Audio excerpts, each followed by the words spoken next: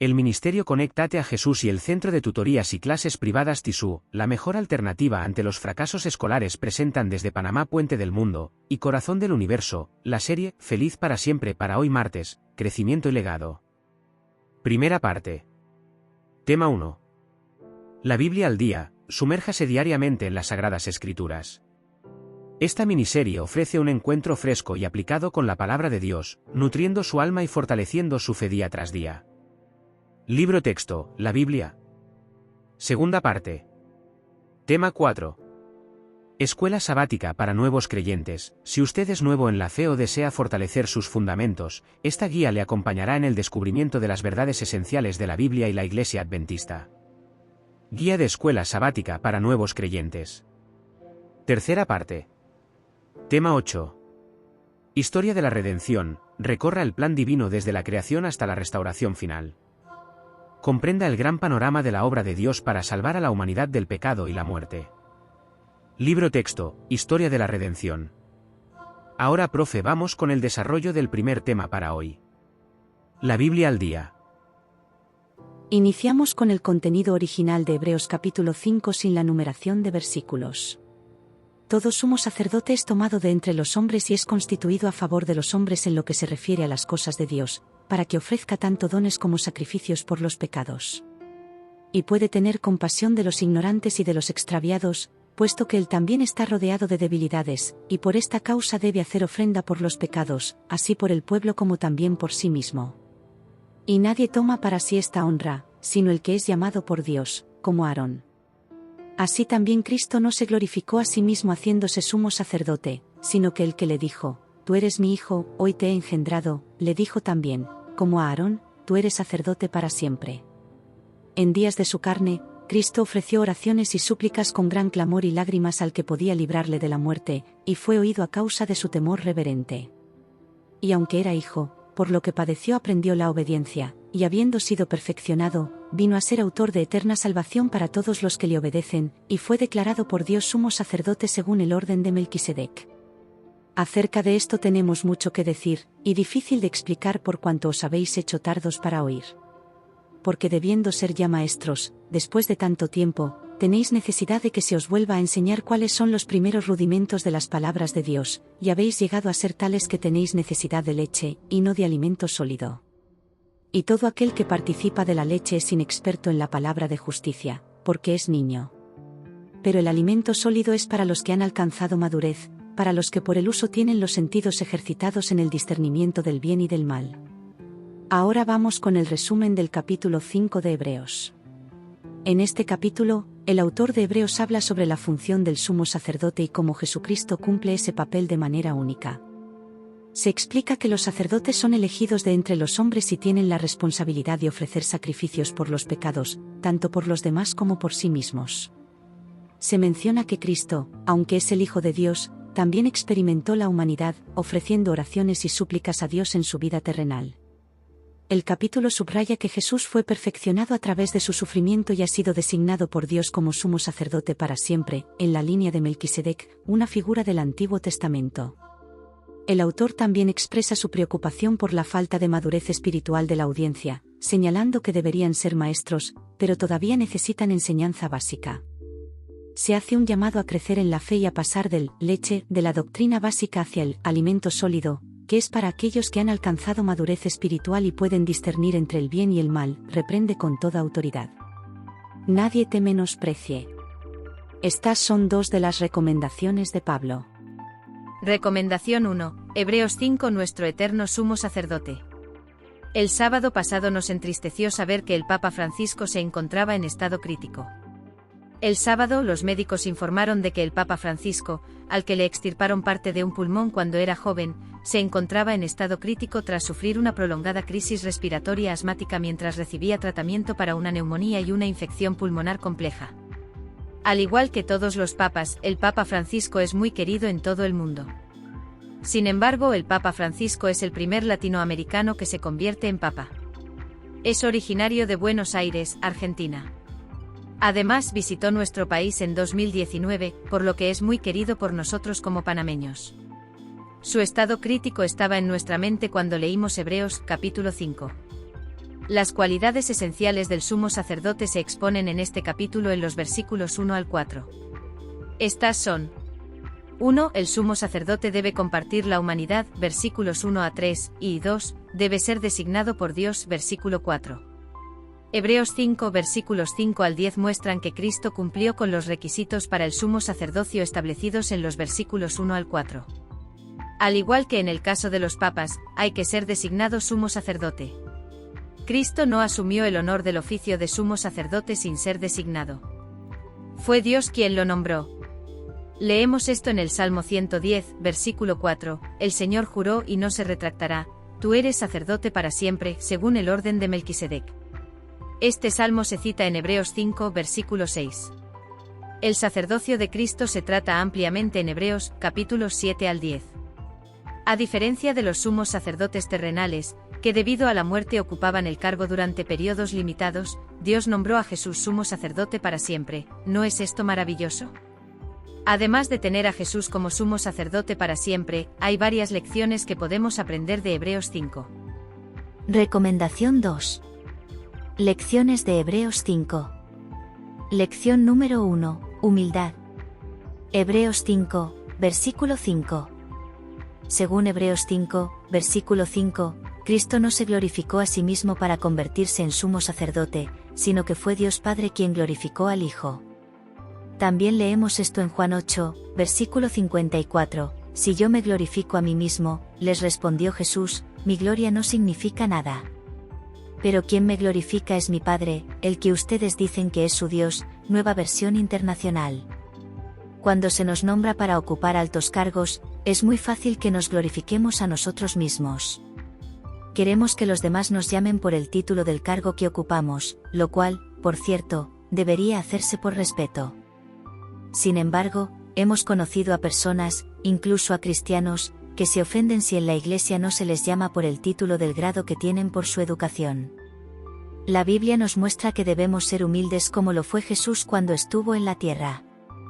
En Filipenses 2, versículos 5 al 8, encontramos lo siguiente: haya en ustedes esta manera de pensar que hubo también en Cristo Jesús, existiendo en forma de Dios, él no consideró el ser igual a Dios como algo a que aferrarse, sino que se despojó a sí mismo, tomando forma de siervo, haciéndose semejante a los hombres, y, hallándose en condición de hombre, se humilló a sí mismo, haciéndose obediente hasta la muerte, y muerte de cruz. Porque Jesús se humilló a sí mismo, lo exaltó hasta lo sumo y le otorgó el nombre que es sobre todo nombre, para que en el nombre de Jesús se doble toda rodilla de los que están en los cielos, en la tierra y debajo de la tierra, y toda lengua confiese para gloria de Dios Padre que Jesucristo es Señor. Filipenses 2, versículos 9 al 11, versión Reina Valera actualizada. Recomendación 3. Lección número 2. Aprender la obediencia a través del sufrimiento. Hebreos 5, versículos 8 y 9. Aunque era hijo, aprendió la obediencia por lo que padeció. Y habiendo sido perfeccionado, llegó a ser autor de eterna salvación para todos los que le obedecen. Cristo llegó a comprender lo que significaba la obediencia. Para él, eso implicaba sufrimiento y muerte, se hizo obediente hasta la muerte, y muerte de cruz. Filipenses 2, versículo 8. Vino a esta tierra para hacer la voluntad de Dios. Hebreos 10, versículo 9, y de este curso no podía desviarse. Hacer la voluntad de su Padre le supuso a Jesús un conflicto constante, pero ni una sola vez cedió a la tentación. Conociendo por experiencia personal las implicaciones de la obediencia humana a la voluntad divina, es capaz de socorrer a aquellos que son tentados a desviarse del camino de la obediencia. Hebreos 2, versículo 18. Recomendación 4. A veces se plantea la pregunta de cómo se puede decir que Cristo, que es perfecto y lo ha sido en todo momento, necesitaba aprender la obediencia. Dos observaciones pueden ayudar a responder a esta pregunta. 1. En lo que respecta a su vida terrenal, Cristo se desarrolló como otros seres humanos. Aumentaba en sabiduría y estatura, y en gracia para con Dios y los hombres. Véase Lucas 2, versículo 52. Aprendió por observación y experiencia como lo hacen los demás. 2. Aunque como Dios, antes de la encarnación, Cristo era omnisciente, no conocía por experiencia los problemas a los que se enfrentan los hombres cuando intentan obedecer a Dios. Al convertirse en hombre y enfrentarse a las tentaciones de la vida como hombre, Cristo adquirió este conocimiento. De este modo, cumplió uno de los requisitos esenciales para el sumo sacerdocio, a saber, que el designado pertenezca a la familia humana, véase Hebreos 5, versículos 1 al 3, Comentario Bíblico Adventista sobre Hebreos 5, versículo 8. Amén, profe. Amén y bendiciones para todos. Gracias, profesoras, por el análisis magistral de este capítulo para hoy en esta serie La Biblia al Día. Ahora vamos con la segunda parte de nuestro estudio para hoy. Tema 4. Escuela sabática para nuevos creyentes. ¿Quién te define a ti? Lucas 15, 11 al 32, Juan 2, 23 al 25, 6, 14 al 34, 52, 60 y 64 al 71, Juan 1, 12, 15, 15, 13, 2 al 5, 18. 28 al 19, 16. Preguntas a resolver en esta lección con base en estos versículos y sobre todo en 2 de Corintios 5, 21. Teniendo como concepto clave: ¿quién definirá nuestra identidad? Lo que piensa la persona más importante de vuestra vida moldeará nuestro comportamiento. Vamos a resolver estas interrogantes siguiendo este bosquejo. 1. Domingo, opiniones diferentes. 2. Lunes, la identidad personal de Jesús. 3. Martes, cómo se identifica Dios en nosotros. 4. Miércoles, la identidad afecta el comportamiento. 5. Jueves, ¿quién defina tu valor? 6. Viernes, el hijo pródigo y su impacto en mi vida. 7. Conclusión, aplicación del MCAJ abreviado a toda la lección como un resumen de la misma. Saludos, profe. Buenos días. ¿Qué tema tan profundo y crucial nos presenta hoy? ¿Quién te define a ti? La pregunta central de la existencia. Este estudio, anclado en la identidad en Cristo, promete ser muy enriquecedor. El concepto clave es poderoso: lo que piensa la persona más importante de nuestra vida moldeará nuestro comportamiento. Y con el versículo clave en 2 de Corintios 5, 21, al que no conoció pecado, por nosotros lo hizo pecado, para que nosotros fuésemos hechos justicia de Dios en él, la dirección es clara. Vamos a abordar esta lección siguiendo el bosquejo que nos ha dado, desglosando cada día para luego, al final, aplicar el método MCAJ abreviado como un resumen general. Saludos, profe. Buenos días. Introducción a la lección: ¿quién te define a ti? Esta semana nos sumergiremos en una de las verdades más transformadoras del cristianismo: nuestra identidad en Cristo. En un mundo que constantemente intenta definirnos por nuestra apariencia, logros, posesiones o estatus social, la Biblia nos ofrece una perspectiva radicalmente diferente. Exploraremos cómo la visión de Dios sobre nosotros no solo nos da un valor incalculable, sino que también tiene el poder de moldear nuestro comportamiento y nuestro destino. A través de varios pasajes clave, desentrañaremos la verdad de quiénes somos a los ojos de aquel que más importa. Saludos, profe. Buenos días. 1. Domingo, opiniones diferentes. El primer día nos invita a considerar cómo las diversas opiniones sobre Jesús afectaban su identidad, y por extensión, cómo las opiniones de otros pueden influir en la nuestra. Los pasajes en Juan 6, 14 a 34, 52, 60 y 64 a 71 nos muestran a Jesús lidiando con percepciones variadas. Algunos lo ven como un profeta, otros como un rey terrenal, y muchos se escandalizan por sus enseñanzas sobre comer su carne. En Juan 2, 23 a 25, vemos que Jesús no necesitaba que nadie le diese testimonio del hombre, pues él sabía lo que había en el hombre. Esto subraya que su identidad no dependía de la aprobación popular. Puntos clave del domingo. Diversidad de percepciones. La gente tenía muchas ideas diferentes sobre quién era Jesús, a menudo basadas en sus propias expectativas o deseos. La autonomía de Jesús. A pesar de las opiniones, Jesús se mantenía firme en su verdadera identidad y propósito, sin dejarse definir por el clamor de la multitud o la incomprensión. Aplicación a nosotros. Así como Jesús no permitió que las opiniones ajenas dictaran su identidad, nosotros también enfrentamos la presión de las percepciones externas. Permitimos que la sociedad, la familia o los amigos nos definan, o nos aferramos a la verdad de quienes somos en Cristo, comportamiento y nuestro destino. A través de varios pasajes clave, desentrañaremos la verdad de quienes somos a los ojos de aquel que más importa. Saludos, profe. Buenos días. 2. Lunes, la identidad personal de Jesús. Aquí profundizamos en cómo Jesús mismo entendía su identidad, especialmente a la luz de su misión.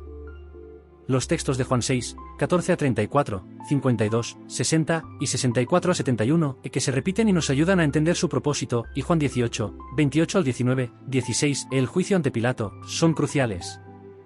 A pesar de las acusaciones y el rechazo, Jesús se mantuvo fiel a su verdadera identidad como el Hijo de Dios, el Rey cuyo reino no es de este mundo.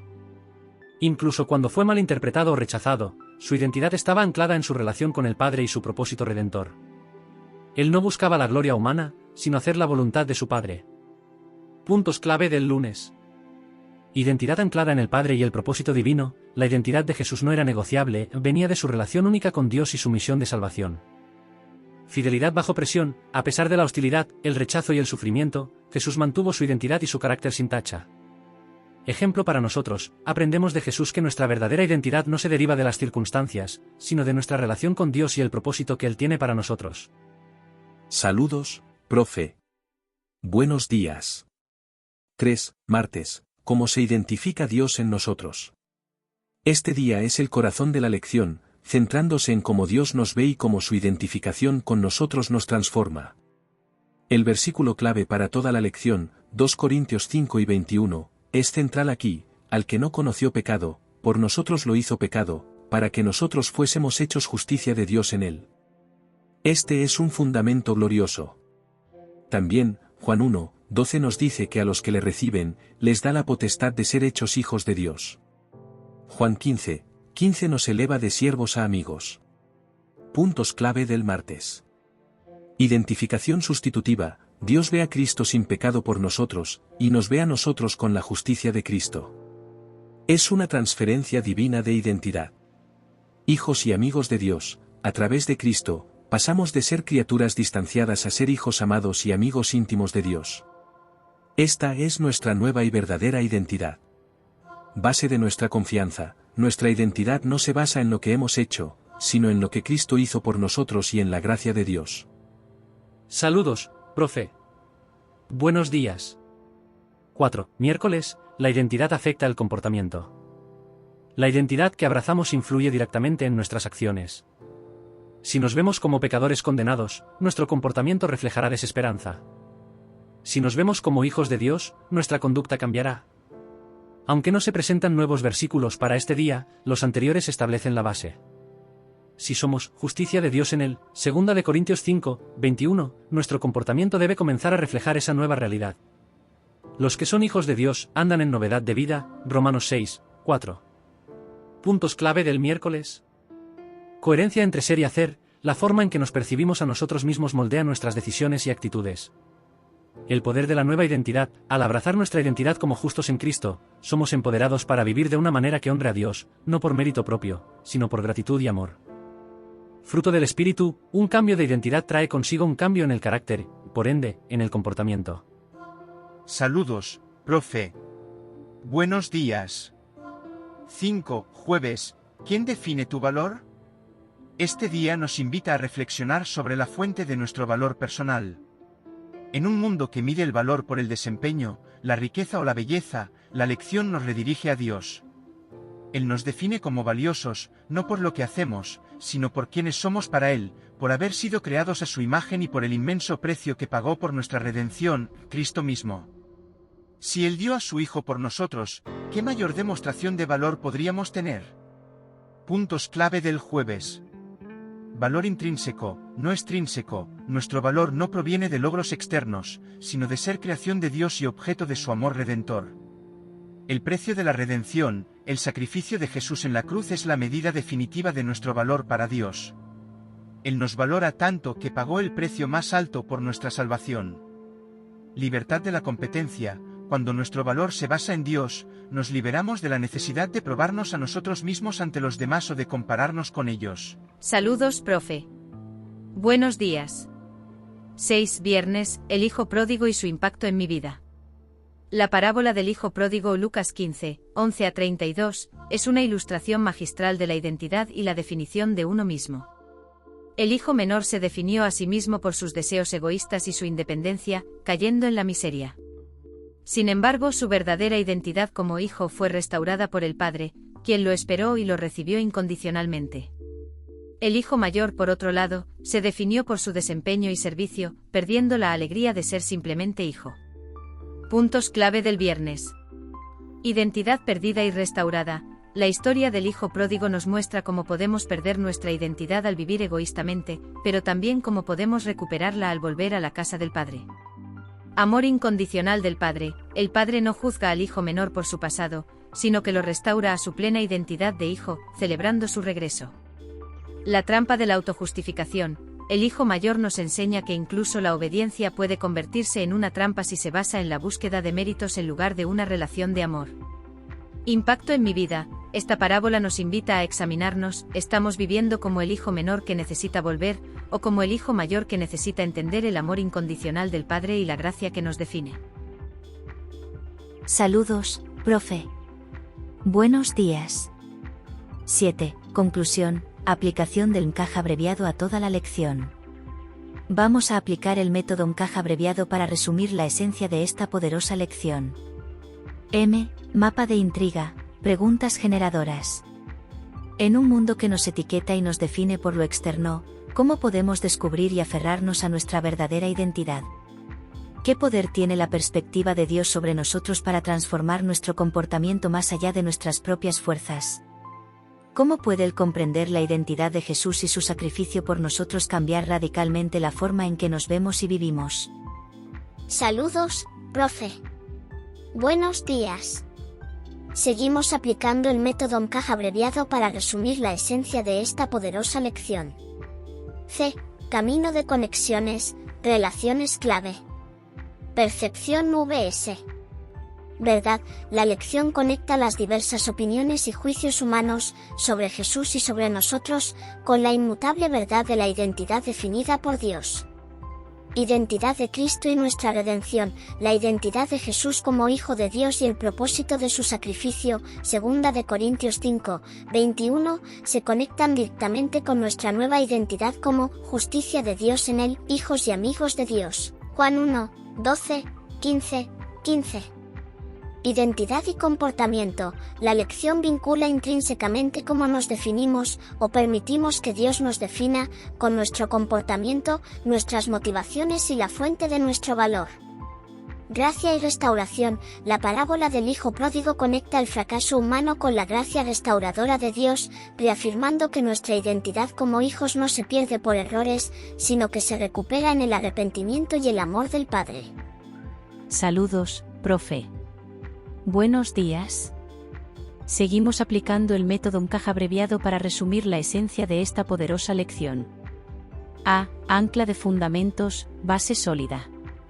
La deidad de Jesús y su misión redentora. La identidad de Jesús como el Cristo es el fundamento para nuestra propia redención y nueva identidad.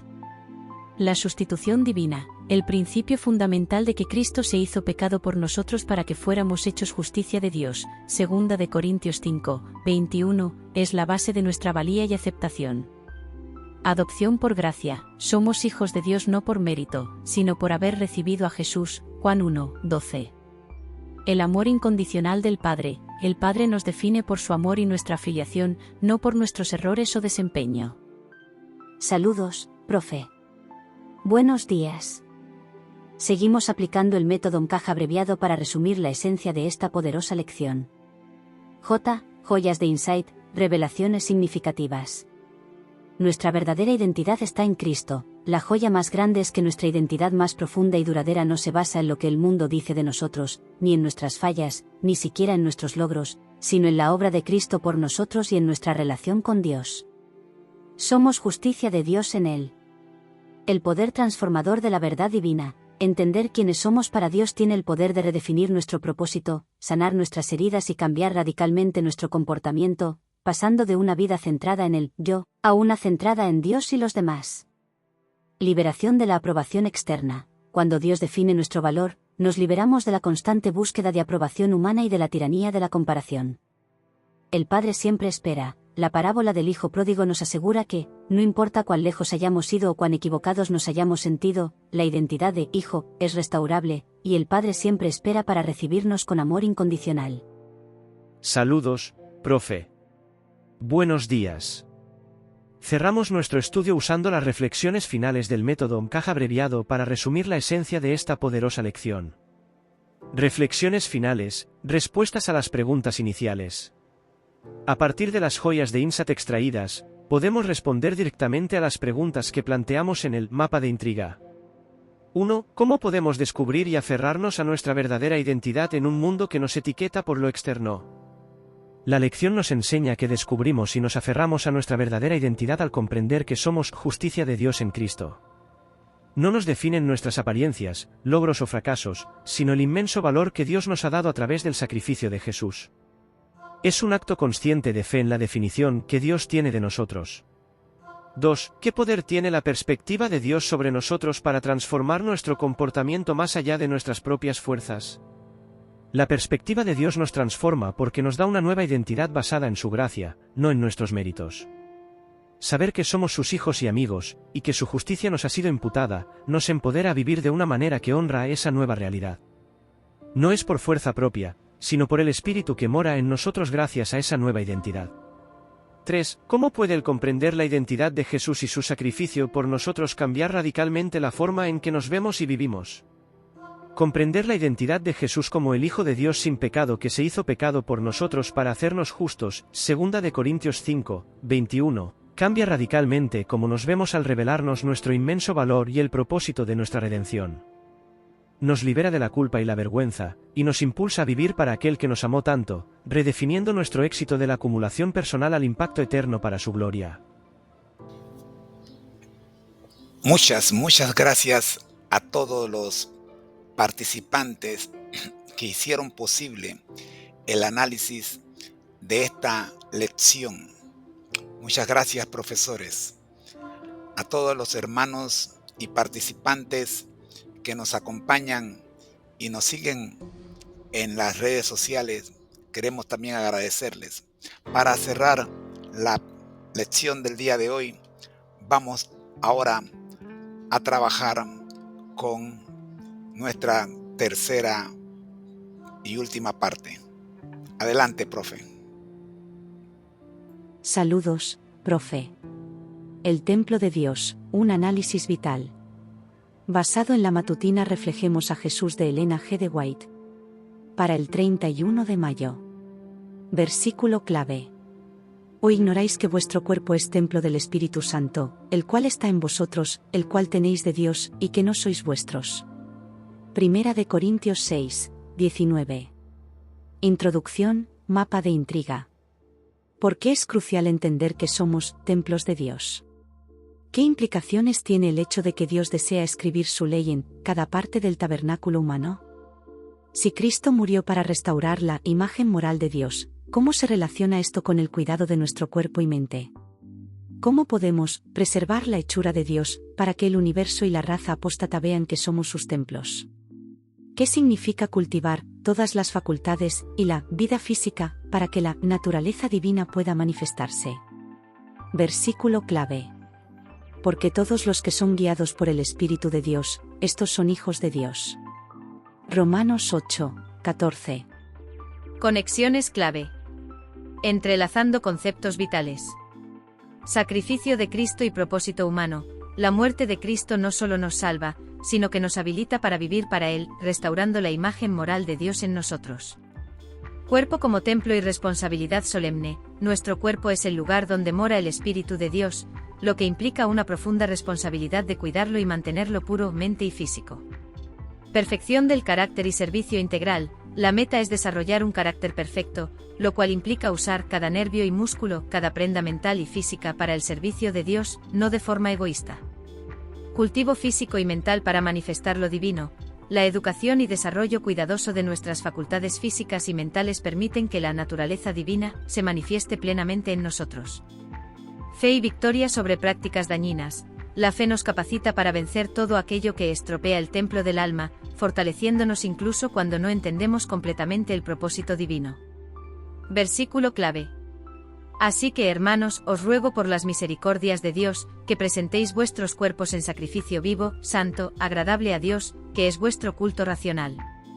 Romanos 12, 1. Ancla de fundamentos. Verdades inmutables que nos sostienen. Redención para un nuevo propósito. Cristo murió para que no vivamos para nosotros mismos, sino para Él. La creación de Dios, obra maestra y propósito santo. El ser humano es la obra maestra de Dios, diseñado con un propósito elevado para manifestar su ley. El cuerpo como morada del Espíritu Santo. Esta es una verdad central que establece la santidad y el valor del cuerpo humano. Restauración de la imagen moral divina. El objetivo de la redención es que seamos partícipes de la naturaleza divina y reflejemos su carácter. Demanda del servicio integral. Dios reclama el uso de todas nuestras facultades para su gloria y no para la gratificación egoísta. Cultivo del ser entero para la eficiencia. La perfección de carácter y la manifestación de lo divino requieren el desarrollo armonioso de todas nuestras capacidades físicas, mentales y afectivas. Versículo clave. Porque somos hechura suya, creados en Cristo Jesús para buenas obras, las cuales Dios preparó de antemano para que anduviésemos en ellas. Efesios 2, 10. 5. Joyas de Insight J. Brillantes revelaciones para la vida cristiana. 1. La salud es espiritual. El cuidado de nuestro cuerpo y mente no es solo una cuestión física, sino una responsabilidad espiritual solemne. Contaminar nuestro cuerpo es dañar no solo a nosotros mismos, sino el propósito de Dios para nuestra vida. 2. Propósito redentor integral. La muerte de Cristo no solo perdona nuestros pecados, sino que tiene como objetivo la restauración completa de la imagen moral de Dios en todo nuestro ser, habilitándonos para participar de la naturaleza divina. 3. El carácter, un templo vivo. La perfección del carácter no es solo una aspiración ética, sino la preparación activa de todo nuestro ser para ser un templo en el que el Espíritu Santo pueda morar plenamente. 4. Fe como herramienta de victoria. La fe es clave para vencer prácticas que estropean el templo del alma. Nos capacita para confiar en el propósito de Dios y en su poder para hacernos completos.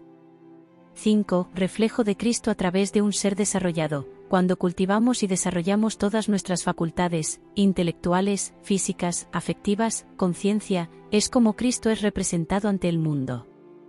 Nuestro estilo de vida se convierte en un testimonio visible. 6. Versículo clave. Por tanto, si coméis o bebéis, o hacéis otra cosa, hacedlo todo para la gloria de Dios. Primera de Corintios 10, 31. Reflexiones finales, respuestas a las preguntas del mapa de intriga.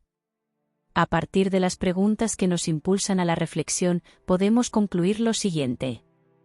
1. Entender que somos templos de Dios es crucial porque eleva nuestra existencia y cada parte de nuestro ser a un plano sagrado. No somos dueños de nosotros mismos, somos morada del Espíritu Santo. Esta comprensión nos da una motivación superior para el autocuidado y la santidad, entendiendo que lo que hacemos con nuestro cuerpo y mente afecta directamente nuestra relación con lo divino y nuestro testimonio. 2. El deseo de Dios de escribir su ley en cada parte del tabernáculo humano implica una consagración total. No se trata solo de obedecer mandamientos externos, sino de permitir que su carácter y principios moldeen cada nervio, cada músculo, cada pensamiento y cada afecto.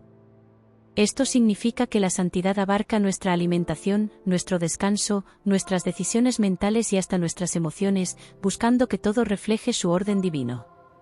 3. La muerte de Cristo para restaurar la imagen moral de Dios se relaciona intrínsecamente con el cuidado de nuestro cuerpo y mente porque la redención es holística. No solo nos salva del pecado, sino que busca restaurar el diseño original de Dios en nosotros. Esto incluye la pureza mental y física, ya que son vehículos a través de los cuales se manifiesta la imagen moral y divina. Nuestro cuidado personal se convierte así en un acto de adoración y gratitud por su sacrificio. 4. Podemos preservar la hechura de Dios para que el universo y la raza apóstata vean que somos sus templos, viviendo vidas de integridad y coherencia. Esto significa que nuestra salud, nuestro carácter y nuestra conducta deben ser un testimonio visible de la transformación que Dios obra en nosotros. Cuando cuidamos nuestro cuerpo y mente como templos, manifestamos la gloria de Dios y demostramos el poder de su gracia en un mundo que observa. 5. Cultivar todas las facultades y la vida física para que la naturaleza divina pueda manifestarse implica un desarrollo armonioso. Dios espera que usemos plenamente el intelecto, la fuerza física, la conciencia y los afectos que nos ha dado. Al esforzarnos por alcanzar la más alta eficiencia en todas estas áreas, evitando descuidos o maltratos, permitimos que el carácter de Cristo se refleje en nosotros de forma completa, convirtiéndonos en poderosos representantes de su reino.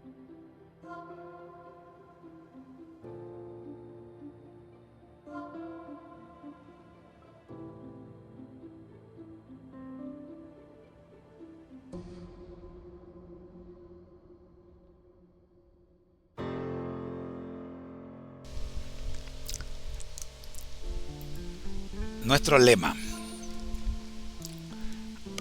al que el Señor llama, capacita; al que envía, acompaña.